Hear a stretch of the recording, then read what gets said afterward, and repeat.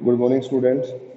आज का हमारा लेक्चर रहेगा units of electric current and potential, verify Ohm's law and experiment for Ohm's law. ठीक है, so let us start from smaller units of electric current. 1 milli ampere का short form क्या रहेगा? Small M capital A. ठीक है, is equals to 10⁻³ ampere. अब ये आया कहाँ से? ठीक है, तो देखिए मिली मीन क्या होता है? 1/1000। मिली का मतलब क्या था? 1/1000। और 1/1000 को हम लोग क्या लिख सकते हैं? 1000 को क्या लिख सकते हैं? 10⁻3। और जब ये वाली वैल्यू डिनोमिनेटर से न्यूमरेटर में जाएगी तो क्या हो जाएगा? 10⁻, प्लस की है ना, नीचे ऊपर जाके किसकी बन जाएगी? माइनस का। ठीक है, तो ये हो गया -3। ठीक है, तो सो 1 मिली एम्पेयर इक्वल्स टू 10⁻³ और एम्पेयर चल रहा है तो साथ में क्या आ जाएगा? एम्पेयर।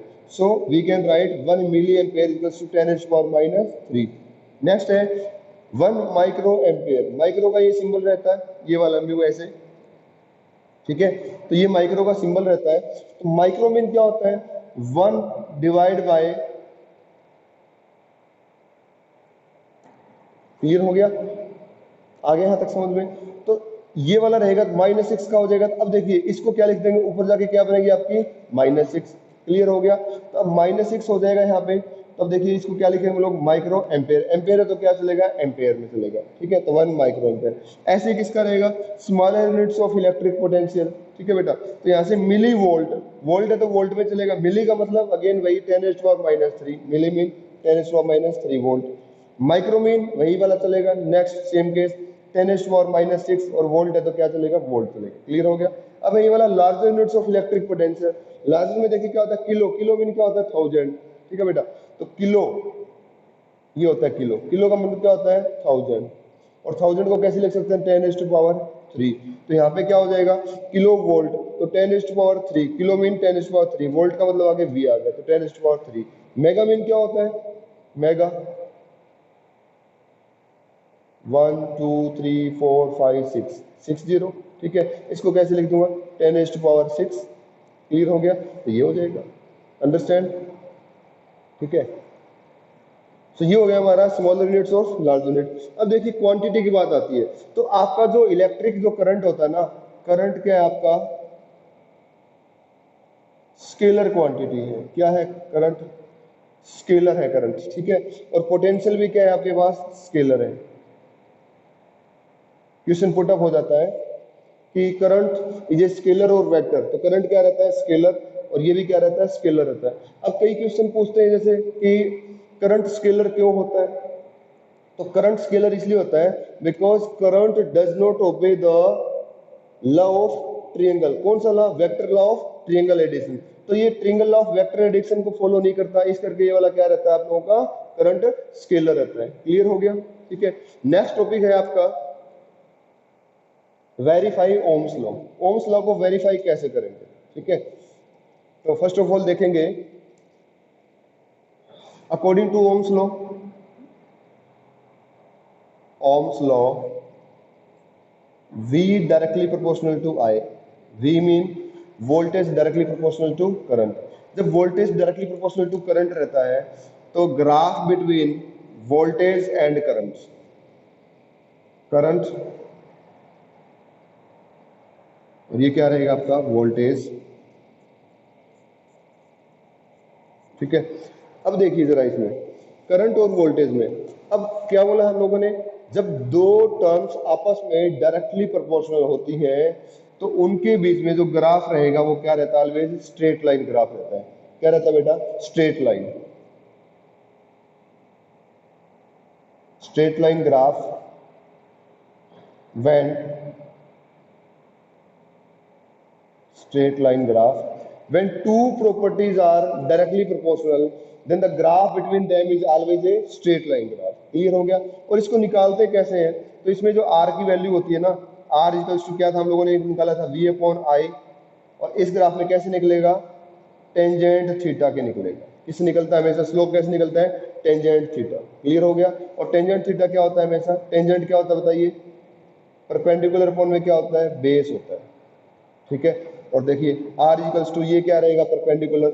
अब ये यहाँ पे ये वाला क्या है? वोल्टेज है ना, तो ये वाली ट्रायंगल बन गई। तो ये वाला वोल्टेज अगर मैं इसको ऐसे बना दूं तो ये वाला इसके बिल्कुल पैरेलल है ना, तो ये भी क्या रहेगा उस केस में वोल्टेज रहेगा, ठीक है, और ये क्या रहेगा करंट रहेगा। So R equals to V upon I is equals to tangent theta, because tangent theta equals to perpendicular by base, और जो स्लोप निकलता है ये वाला वो हमेशा टेंजेंट थीटा से निकलता है, तो इसके लिए ये फॉर्मूला रहेगा, ठीक है, ये क्लास 12th में करते हैं हम लोग, ठीक है, एक्सपेरिमेंट है ये वाला यहाँ से, तो यहाँ से निकल जाती है आर की वैल्यू। तो आपको बस जनरली यही याद रखना है कि जब टू टर्म्स आपस में डायरेक्टली प्रोपोर्शनल होती है तो उनके बीच में जो ग्राफ आएगा वो ऑलवेज क्या रहेगा बेटा, स्ट्रेट लाइन रहेगा, ठीक है। अब इसको वेरीफाई करते हैं हम लोग ओम्स लॉ को, ठीक है। ओम्स लॉ को वेरीफाई करने के लिए देखिए क्या करेंगे, सबसे पहले हमारे पास क्या होना चाहिए, सर्किट होना चाहिए, ठीक है बेटा। तो सर्किट के लिए मैंने आपको बताया था, तो सर्किट के लिए सबसे पहले क्या होना चाहिए आपके पास, एक बैटरी होनी चाहिए, ये लीजिए, ठीक है, ये होगी आपकी बैटरी, ठीक है, ये होगी आपकी बैटरी। अब बैटरी में मैंने आपको बता रखा है क्या क्या क्या होनी चाहिए ओम्स लॉ में, एक रहेगा हमारे पास की रहेगा, तो यहाँ पे सबसे पहले की लगा लीजिए, ये की मीन क्या होता है, स्विच होता है, ठीक है बेटा। अब उसके लिए और कंडीशन क्या होती है, उसके लिए कंडीशन होती है एक हमारे पास क्या होता है, एमीटर होता है, ये ले लीजिए एमीटर हो गया, ठीक है बेटा। और क्या होता है साथ में, साथ में क्या रहेगा और रेजिस्टेंस रहेगा, तो यहाँ पे हम लोगों ने मान लिया रेजिस्टेंस, ठीक है, ये हो गया आपका रेजिस्टेंस, ठीक है। अब आपको एक टर्म्स मैंने बताई थी पहले से ही, ठीक है, वो क्या होती है, आपका जो वोल्ट मीटर होता है, देखिए ये तो लग गया सीरीज में, ये क्या है एमीटर, तो वोल्ट मीटर कहाँ लगता है, पैरेलल में लगता है, तो वोल्ट मीटर पैरेलल में किसके लगेगा, कंडक्टर के लगेगा, कंडक्टर में रेजिस्टेंस के लगेगा, तो यहाँ पे हम लोग वोल्ट मीटर अटैच कर देते हैं पैरेलल कॉम्बिनेशन में। पैरेलल कॉम्बिनेशन क्या होती है कि इसका और इसका दोनों का जो पॉइंट है, ये वाला इनिशियल पॉइंट सेम से कनेक्शन होना चाहिए, सेम पॉइंट से, ये मान लीजिए ए पॉइंट है और ये वाला क्या है, बी पॉइंट है, इसका ये वाला एंड इस वाले एंड से दोनों का यानी कि सेम कनेक्शन होना चाहिए, ये हो गया वोल्टेज आपका किसमें हो गया, पैरेलल कॉम्बिनेशन में, ठीक है बेटा। अब इसके लिए हमारे पास नेक्स्ट रिक्वायरमेंट क्या होती है, देखिए नेक्स्ट रिक्वायरमेंट होती है आपके पास रियोस्टेट, ठीक है ना। रियोस्टेट क्यों होता है, रियोस्टेट इसलिए होता है देखिए वोल्टेज बढ़ेगा तो करंट भी बढ़ेगा, तो हमें बढ़ाने के लिए वेरी करने के लिए क्या चाहिए, हमें यहाँ पे क्या चाहिए वेरी करने के लिए, एडजस्टेबल रेजिस्टेंस चाहिए ना, वेरिएबल रेजिस्टेंस चाहिए, तो वेरिएबल रेजिस्टेंस को हम लोग क्या बोलते हैं, रियोस्टेट, और रियोस्टेट का सिंबल क्या होता है बेटा, यहाँ पे आके ये एरो लग जाता है रेजिस्टेंस के ऊपर, इसका मतलब क्या हो गया, ये आपका रियोस्टेट हो गया, क्लियर हो गया। अब ये आपका सेटअप लग गया, किसके लिए लग गया, ओम्स लॉ के लिए लग गया। अब देखिए ये वाली बैटरी है, इसका ये वाला पॉजिटिव टर्मिनल है, ये वाला क्या है, नेगेटिव टर्मिनल है, और ये क्या लग गया, यहाँ पे की लग गया, ठीक है। अब ये वाला क्या है आपका, क्लोज है, ओपन नहीं है, ठीक है, क्लोज का मतलब ऑन है सर्किट। अब देखिए एमीटर का मैंने आपको बताया था कि एमीटर का पॉजिटिव किससे कनेक्ट होगा, बैटरी के पॉजिटिव से, तो ये एमीटर का पॉजिटिव है तो बैटरी के पॉजिटिव से कनेक्ट होगा, और एमीटर का नेगेटिव देखिए यहाँ से घूमेगा तो इधर वाला नेगेटिव एंड से कनेक्ट हो गया, ये नहीं देखना कि हमें इस वाले पे पॉजिटिव आ जाएगा, ठीक है। अब देखिए वोल्ट मीटर का फिर बताया था, अब बैटरी का पॉजिटिव ये वाला है तो वोल्ट मीटर का पॉजिटिव ये वाला जुड़ेगा उस वाले एंड से, और नेगेटिव जुड़ जाएगा नेगेटिव वाले एंड से, क्लियर हो गया। अभी आपका सेटअप लग गया किसके लिए बेटा, ओम्स लॉ के लिए, ठीक है। अब कई स्टूडेंट बोलते हैं कि सर ये तो आपने नेगेटिव लगा दिया, ये पॉजिटिव जुड़ गया इसके साथ, ये तो नेगेटिव पॉजिटिव कहाँ हुआ, नेगेटिव हो गया, तो बेटा इसमें से तो करंट निकलेगा ना, वो जाएगा कौन सी डायरेक्शन में, इस वाले में नेगेटिव एंड की ओर जा रहा है ना, तो इसमें से तो करंट पॉजिटिव ही निकलेगा ना, तो ये वाला पॉजिटिव निकलेगा करंट तो पॉजिटिव ही जाएगा ना। अब ये वाला एंड देखिए, ये वाला एंड किससे कनेक्ट है, ये वाला नेगेटिव है नहीं है डायरेक्टली, ठीक है। इसी तरीके से हम लोग सर्किट को लर्न करते हैं, क्लियर हो गया। अब देखिए जैसे हम लोगों ने क्या किया, अब इसको वेरीफाई करेंगे, ठीक है बेटा। वेरीफाई करने के लिए देखिए अभी अभी जस्ट हमने ग्राफ किया था वैसे ये वाला, ठीक है, ये V होगा, ये वाला I होगा, ठीक है। ये कोई जरूरी नहीं है V यहाँ पे लेंगे, V यहाँ पे ले सकते हैं, I यहाँ पे ले सकते हैं, ठीक है। अब देखिए जैसे ही हम लोगों ने बैटरी अटैच की यहाँ पे, जैसे ही सर्किट को क्या किया, क्लोज किया यानी कि ऑन किया, तो यहाँ से करंट फ्लो करेगा, एमीटर में करंट आएगा, ठीक है बेटा। एमीटर में आते हुए किस में आएगा, वोल्ट मीटर में आएगा, और डायरेक्ट यहाँ पे क्या लगा दिया, ये रिहोस्टेट है, ठीक है, RHEOSTAT, ठीक है, और इसका सिंबल क्या होता है, RH, ठीक है, ये वाला। तब देखिए सर्किट में तो इसमें करंट आ गया अभी, तो हमें अभी क्या करना है, इसको वेरीफाई करना है बेटा। वेरीफाई के लिए क्या करेंगे, we increases the value of voltage, clear. तो इंक्रीज कैसे करेंगे, इसके साथ हमारे पास क्या होना चाहिए, वोल्टेज रेगुलेटर होना चाहिए ना, और वोल्टेज रेगुलेटर मतलब क्या होना चाहिए, वेरिएबल रेजिस्टेंस होना चाहिए, और वेरिएबल रेजिस्टेंस किसको बोलते हैं हम लोग, रियोस्टेट को बोलते हैं, ठीक है ना। तो रियोस्टेट में आपको बता दूंगा कि रियोस्टेट क्या होता है एक्चुअल में।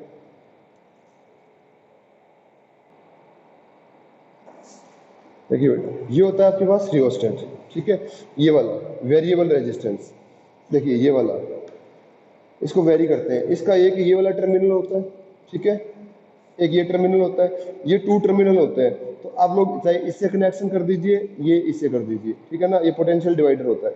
तो एक कनेक्शन तो यहाँ पे रहेगा, ठीक है, ये वाला ले लीजिए, और दूसरे वाला यहाँ पे कनेक्ट करेंगे तो इसके लिए ये वाला वर्क करेगा, और अगर आपने यहाँ पे कनेक्ट कर दिया तो ये वाला वर्क करेगा, ठीक है, ये वाला रहेगा। तो ये वाला देखिए वेरिएबल, ये आपकी नंबर ऑफ टर्न्स है।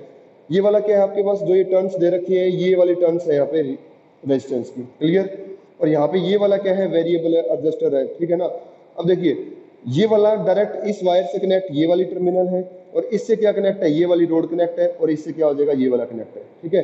जब हम लोग इतना करेंगे इसको एडजस्ट, तो इतना रेजिस्टेंस वर्क करेगा, इतना करेंगे तो इतना रेजिस्टेंस वर्क करेगा। अगर आपने ये वाला टर्मिनल और ये दो यूज किए, ठीक है, तो अब ये इससे देखिए, इससे डिस्टेंस इतना है तो इतना resistance, number of turns use होंगी, ठीक है। ये वाला एडजस्टेड, ठीक है, तो ये वाला एडजस्टेबल क्या होता है आपका रेजिस्टेंस को क्या बोलते हैं हम लोग, रियोस्टेट बोलते हैं, क्लियर हो गया होगा, ठीक है। ये बेटा आपका एमीटर, ठीक है। अब देखिए एमीटर का ये वाला क्या है, रेड वाला पॉजिटिव होता है, ब्लैक वाला क्या होता है, नेगेटिव होता है, क्लियर हो गया। ये देखिए ये इसका रीडिंग है, ठीक है, ये है आपके पास एमीटर। नेक्स्ट आपके पास वोल्ट मीटर, ये क्या है आपके पास, वोल्ट मीटर, ये वाला पॉजिटिव, ये वाला क्या होता है, नेगेटिव। तो वोल्ट मीटर को कहाँ लगाते हैं हम लोग, पैरेलल कॉम्बिनेशन में, क्लियर। अब देखिए ये वाली क्या होती है, की होती है बेटा, ठीक है, ये वाली की। अब इस की में क्या होता है, देखिए ये वाला स्विच अगर मैं ऑन कर दूंगा तो ये वाला सर्किट क्या हो जाता है आपका, यहाँ से करंट फ्लो करके यहाँ पे आ जाएगा, और इसको निकाल दूंगा तो ये वाला क्या हो जाता है, ब्रेक हो जाता है। ये क्या होती है, की होती है, जो हम लोग यहाँ पे यूज करते हैं, क्लियर हो गया होगा, ठीक है। तो नेक्स्ट हम लोग देखिए क्या करेंगे इसमें, ये पूरा सेटअप लग गया।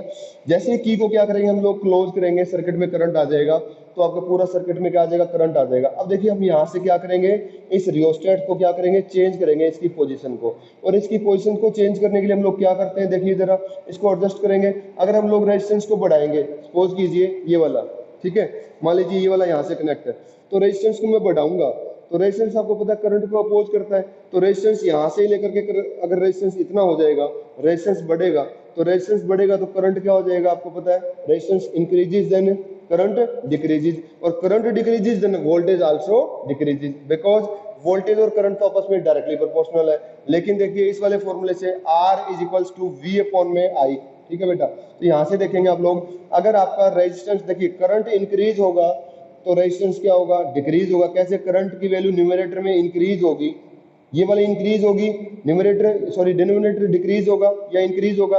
तो मान लीजिए ये वाला डिनोमिनेटर, ये वाला हम लोग इंक्रीज कर रहे हैं, तो डिनोमिनेटर किसी टर्म्स का इंक्रीज होता है तो न्यूमरेटर की वैल्यू क्या हो जाती है, डिक्रीज, और वो डिक्रीज किसका हो जाता है, रेजिस्टेंस की वैल्यू आएगी, जो भी आएगी। क्लियर है या नहीं है।